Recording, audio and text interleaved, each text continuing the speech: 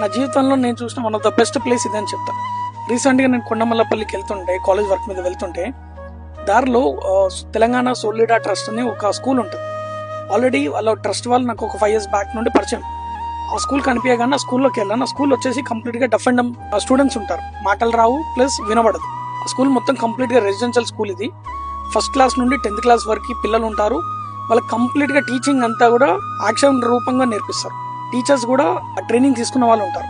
నా లైఫ్లో అంతగానో best school నా లైఫ్లో చూడలేదు.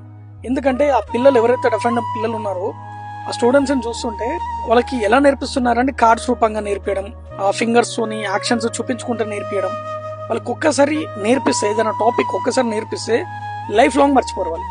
ఈవెన్ వాళ్ళు మనుషుల పేర్లు కూడా ఎలా చెప్తారు అంటే సింబల్స్ ఇస్తారు. పలానా టీచర్ని పిలవాలి అంటే వాళ్ళు యాక్షన్ రూపంగా చూపిస్తారు, ఇలా ఇలా ఇలా సంథింగ్ అంటే. ఒక్కొక్క టీచర్కి ఒక్కొక్క పర్సన్కి ఒక్కొక్క సింబల్ పెట్టుకుంటారు.